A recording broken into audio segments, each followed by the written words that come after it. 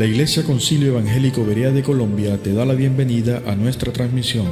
Mas la hora viene, y ahora es, cuando los verdaderos adoradores adorarán al Padre en espíritu y en verdad, porque también el Padre tales adoradores busca que le adoren. ¿A quién tengo yo en los cielos sino a ti?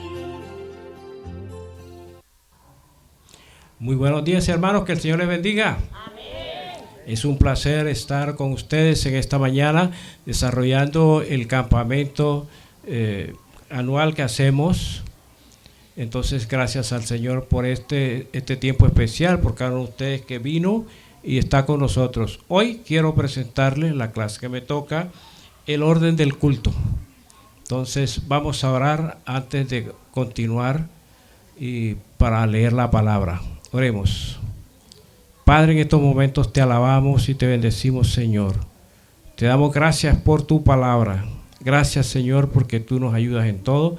Te ruego que ahora, oh Dios, tú hables a cada corazón y pon palabra en mi boca para que este pueblo pueda recibir una bendición. Tú eres el Dios de ayer, de hoy y de siempre. Te necesitamos, oh Dios, porque sin ti nada podemos hacer. En el nombre de Cristo Jesús. Amén. Pueden abrir sus Biblias y vamos a leer un texto bíblico en 1 Corintios. 1 Corintios capítulo 14. Vamos a leer el último versículo, que es el versículo 40. El versículo dice así.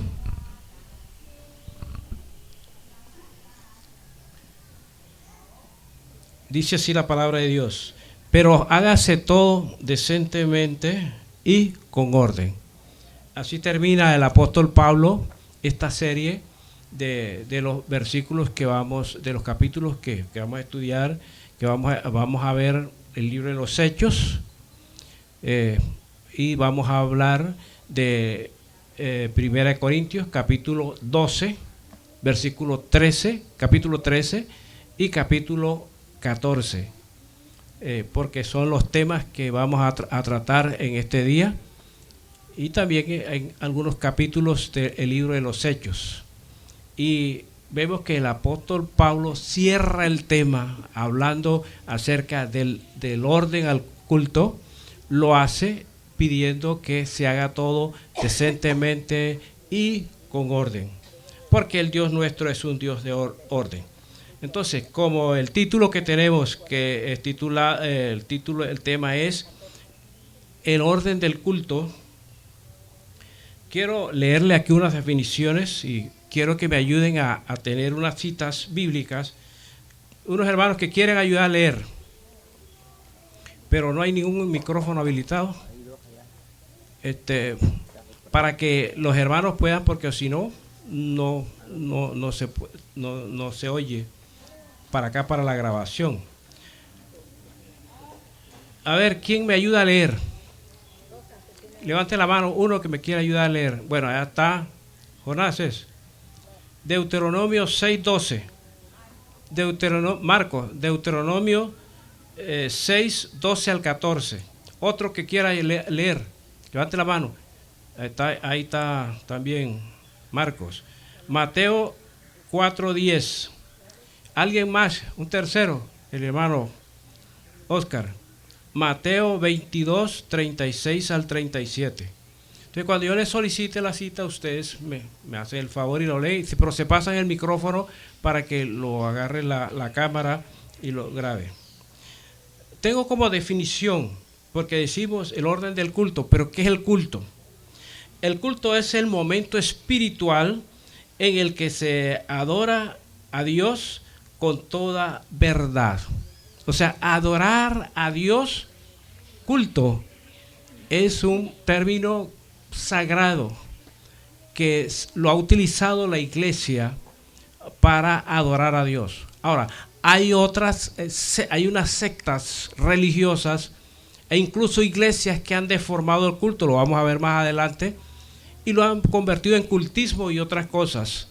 pero el culto es la adoración especial que nosotros ofrecemos a Dios, que los santos en Dios, hijos de Dios, le adoramos en espíritu y en verdad, como dice la palabra también, que el mismo Jesús dijo, y la hora es y la hora ha llegado cuando los verdaderos adoradores adorarán al Padre en espíritu y en verdad, porque tales adoradores el Padre busca que le adoren. Ese es el culto. Por eso es que cuando nosotros venimos al culto, hermanos, debemos hacerlo con toda diligencia. Esta mañana nos enseñaba el hermano Alan de ir a la iglesia. Yo no voy a tirarle piedra a nadie. Afortunadamente aquí hay bastante piedra, pero no voy a tirar piedras. Hay hermanos que llegan tarde. Levante la mano los que llegan tarde. Ah, ninguno, ¿verdad? Hay hermanos que proponen en su corazón, no voy hoy para la iglesia. Hay hermanos que llegan a la iglesia, al culto para Dios, y vienen cargados y no cantan, y está el pobre director diciéndole, hermanos, que canten con alegría, y dice, y están cantando. Hay un canto que se llama Canten con Alegría. Canten con alegría las alabanzas a Cristo el Rey, pero tienen una cara de tragedia. Cuando venimos al culto debemos hacerlo despojándonos de todo, porque vamos a adorar en espíritu y en verdad al que vive, el que nos ha salvado. Miremos por qué lo hacemos. La primera cita, Deuteronomio capítulo 6, versículo 12, 13 y 14. Capítulo 6, 12, 14. Sí. No, capítulo 6, los versículos 12, 13 y 14.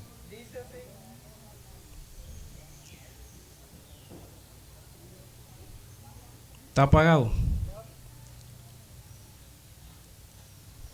Un momentico, hermano, porque ese micrófono está apagado. Un momentico, que los equipos nos han estado molestando. No prendió. ¿Aló? ¿Y ahora sí? Y el otro micrófono tampoco. Bueno, entonces, véngase por acá, hermano. Porque la cuestión es que entonces... 1, 2, 3. Ah, sí, ya funcionó un micrófono. Entonces vamos a leer en el nombre del Señor Jesús Deuteronomio capítulo 6, los versículos 12, 13 y 14. A ver, hermano, adelante. Dice así la palabra de Dios: cuídate de no olvidarte de Jehová, que te sacó de la tierra de Egipto, de casa de servidumbre. A Jehová tu Dios temerás, y a él solo servirás, y por su nombre jurarás. No andaréis en pos de dioses ajenos, de los dioses de los pueblos que están en vuestros contornos. O sea, cuando vayas a adorar, hazlo con verdad, con alegría. Y a ver qué más nos dice Mateo 4:10. Dice así la palabra del Señor. Entonces Jesús le dijo: vete, Satanás, porque escrito está: al Señor tu Dios adorarás y a él solo servirás. A tu Jehová tu Dios, a él solo servirás y adorarás. Pásale el micrófono al hermano acá, porque tenemos Mateo 22, 36 al 37. Maestro, ¿cuál es el gran mandamiento en la ley? Jesús le dijo: amarás al Señor tu Dios con todo tu corazón, con toda tu alma y con toda tu mente.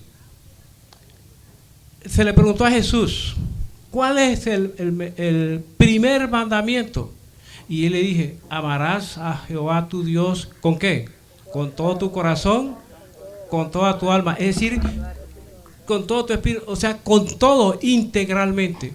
Eso es lo que hacemos en el culto. Hoy usted y yo estamos ofreciendo adoración a Dios. En el culto se le ofrece alabanza y adoración a Dios. Ahora, además es un momento en el que le ofrecemos reverencia a Dios delante de su presencia. Ahí estamos nosotros admirando la grandeza y la gloria de Él. Por eso es que cuando lleguemos al culto, hermanos, no pensemos, y se ha dado así, yo he estado en iglesias que afortunadamente a mí no me han rechazado, pero ahí va a predicar el hermano Pedro, yo mejor no voy, porque es que el hermano Pedro hace dormir a uno. Ay, bueno, afortunadamente a mí, como le digo, no me ha pasado eso, pero no debe ser, porque ese servidor de Dios va a llevar la palabra en nombre del Señor. En ese momento, nosotros le decimos a Dios las cuitas de nuestro corazón y Dios nos oye y nos perdona. La palabra culto viene del latín que significa cultus, que significa como sembrar, cultivar, adorar. Entonces cada vez que vemos el culto, así lo hacemos. Ahora, culto para los paganos. Y ya hablábamos del culto que ofrecemos a Dios, el verdadero. Pero el culto para los paganos es el diablo, que lo ha adoptado ese término que la iglesia, los santos, recibimos de Dios y que hemos sido entrenados, pero el diablo lo ha adaptado para él, para que se adore o a una persona, a los ídolos o a los demonios. Satanás lo hace con el fin de confundir a la iglesia verdadera, a los cristianos verdaderos, para que nosotros a veces no podemos distinguir en qué es adorar a Dios y qué es cultismo, que lo vamos a ver más adelante. El culto se ha convertido en cultismo en los años, más o menos, en los años 1980, apareció el movimiento de la nueva era, pero se introdujo en la iglesia como un movimiento llamado carismático. ¿Sabían cuándo comenzó eso? En 1980. O sea que la adoración que nosotros traíamos antes y la alabanza no es lo que se enseña hoy en las iglesias. De pronto ese tema no lo voy a tratar tan profundo porque la vez pasada lo estuve mencionando. Pero ahora habría que establecer lo que es alabanza y lo que es adoración. La alabanza es cuando se reconocen, si una persona se reconoce sus virtudes, pero cuando se trata de Dios son los atributos que tiene Dios, los reconocemos. Dios es bueno, Dios es santo, Dios es omnipotente, es omnipresente, es omnisciente. Todo eso lo tiene, son los atributos de Dios, que incluso sus atributos, algunos los comparte en algún aspecto con nosotros y otros son solamente de Él. Ahora, ¿qué es la adoración? La adoración es aquella que, después de reconocer los atributos de Dios, se rinde en reverencia delante de Dios y lo adora en espíritu y en verdad. Pero si yo les pregunto aquí, vamos a cantar unos coros, ¿qué dicen los hermanos? A ver, dígame uno. ¿Vamos a qué? A tener las alabanzas. Eso no es la verdadera alabanza. Incluye el canto que ofrecemos a Dios, una parte de la alabanza, pero han deformado, y esa es la deformación del culto a Dios. Y la gente, a mí me da tristeza cuando los que nacen, los bereanos que han nacido en nosotros, y dicen, no, yo nada más escuché fue las alabanzas. Y entonces la lectura de la palabra no es alabanza para Dios. Y la ofrenda no es, el testimonio que da un hermano no es alabanza para Dios. Se ha deformado y se ha convertido en cultismo. La iglesia del Señor ha olvidado la doctrina de la adoración y la alabanza y del culto, dejando meter todas esas cosas que el enemigo ha sembrado. Y eso no es la base histórica de la iglesia. Mire, muchos ni saben de dónde vienen. La mayoría de los pastores de hoy no saben de dónde nació la iglesia. No saben cómo nació la iglesia. No saben cómo la iglesia por todos los siglos ha adorado a Dios. Incluso esa es la misma adoración que el pueblo de Israel, siendo pagano, le ofrecía a Dios. El pueblo de Israel, y yo no estoy diciendo que son buenos. Ahora entonces, miremos entonces, yo digo que he hablado del cultismo. ¿Qué es el cultismo? El cultismo es un supuesto culto que se le ofrece a Dios. Y tengo aquí este Dios con mayúscula porque Dios dice que se refieren al Dios verdadero. El cultismo es una reverencia y adoración de parte de esos movimientos, pero generalmente son para un líder que manipula, y la adoración y la reverencia se la lleva a esa persona y no el mismo Dios. Porque el motivo principal es entretener. El cultismo lo que busca es entretener a la iglesia. Y miren ustedes que algunos nos dicen a nosotros, los que conservamos la base de la doctrina histórica bíblica, y nos dice que esa iglesia es muerta. ¿Lo han oído decir? Porque no entretienen, porque no brincan, porque no gritan, porque no hacen cosas, que se llama cultismo, porque esa ha sido la técnica de los movimientos de la manipulación de masa para que la gente esté ahí. Y cuando lleguemos a los cambios, más adelante, los cambios de lo que es los instrumentos, se van a dar cuenta ustedes que las personas se amañan y están allí porque se sienten bien. ¿Y qué es lo que hacen? Continúan y cogen un canto y lo repiten y lo repiten y lo repiten, y la gente está ahí y está entretenida la gente, pero no hay nada del Señor. Mire, tristemente conocí una iglesia que es la iglesia iglesia internacional. Era una iglesia filial a nosotros. Y practicaban la sana doctrina. Pero resulta que una vez fui a Bogotá y el pastor, que yo lo conocía, lo distinguía, y dijo, bueno, ya cantamos esos signos. Recuerdo que entre ellos cantamos Señor mi Dios. Ese que es Señor mi Dios, no recuerdo cómo se llama. Cuán grande es Él. Y después que cantamos todos esos signos preciosos con una letra ofrecida, hecha para Dios, entonces ahora entremos al momento de las alabanzas. Y se montan 2 o 3 ahí, comienzan a gritar, y eso es lo que llama alabanza. Y yo me quería venir, pero me daba pena con el pastor y todos. Pero eso no es verdadera adoración.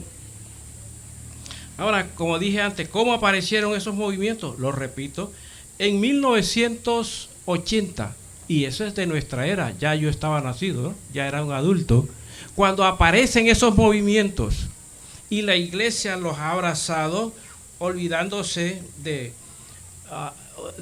las cosas. Y ustedes no saben que anoche oíamos una guitarra tocando, pero teníamos un piano. En ese momento se cambió los instrumentos, porque los instrumentos son los que hacen todos esos movimientos. Hace como unos 15 o 20 días venía a una cita médica, venía con mi esposa, y venía un señor diciendo, hablando de los cantantes vallenatos, y dice, esos cantantes vallenatos ahora ni cantan ni escriben. Y entonces él dijo, antes sí, porque cantaban y cantaban bien y la letra era bien. Pero resulta que ahora es un poco de instrumento. Y comenzó a mencionarme algunos cantantes que yo lo dejé que hablara porque yo ni sé mucho de eso, ni tampoco me interesaba. Pero estaba diciendo, ya no se canta porque son los instrumentos los que hacen la bulla. Póngalo a cantar solo, a capela, sin instrumento, que vea cómo cantan. No cantan nada. Entonces, los instrumentos son los que han influido. Antes, en la base histórica, lo que se tocaba era el arpa, el piano y el órgano. Eran los instrumentos sacros que utilizaba la iglesia y que es lo que tenía menciona. Ahora, cuando usted dice, pero en los salmos usted ve tambores, habla de otras cosas, ese era del mundo. Entonces, David hablaba, que en sus generales, la mayoría de los salmos son escritos por David, hablaba lo que era la adoración de ellos, del mundo. Pero después entró el bajo electrónico, entró la guitarra, los tambores, las maracas, las panderetas, las palmas. Todo eso entró de 1980 para acá, más o menos. Hasta antes no existía esos. Estos instrumentos, hermanos, tristemente, voy a cogerme 5 minutos más, hermano. Le había dicho que iba a coger 20. Estos instrumentos crean adicción y acostumbran a la gente y la gente no se quiere ir. Y cuando están en la casa oyen el tuntún, tuntún. Una vez vi que estaba entrevistando al Joe Arroyo y le dijeron, ¿cómo se inspira usted para sacar una canción? Y mire la letra de Joe Arroyo. Y esto es un programa que yo oí, unos hombres que saben de música y no eran cristianos. Y ellos decían, examine la letra de Joe Arroyo. Estaba la tortuga debajo del agua, debajo del agua, debajo del agua. Yo no es que lo estoy oyendo un programa por radio. Y así mire los demás. Entonces él decía, ¿cómo se inspira usted? Dice, no, cuando yo oigo el bajo, tum, tum, tum, tum, tum, tum, enseguida me viene una melodía y enseguida me viene. Pero es que el Joe Arroyo canta todo lo mismo. Entonces ahí había una crítica, pero estoy hablando de personas no creyentes para poder entender.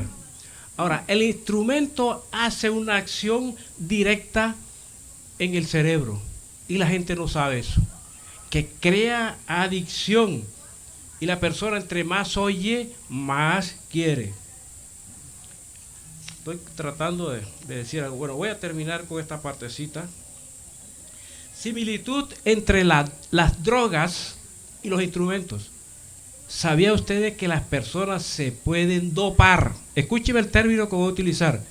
¿Hay alguno que sabe de medicina aquí? Bueno, está la hermana Mercedes que es enfermera. Pero los que estudian medicina, sobre todo los psicólogos, psiquiatras, saben cómo dice cuando yo leía los libros de ateísmo, todo eso de la filosofía, se enseña y se le dice que el cristianismo, ellos hablan de la religión, dicen la religión es un doping para el pueblo.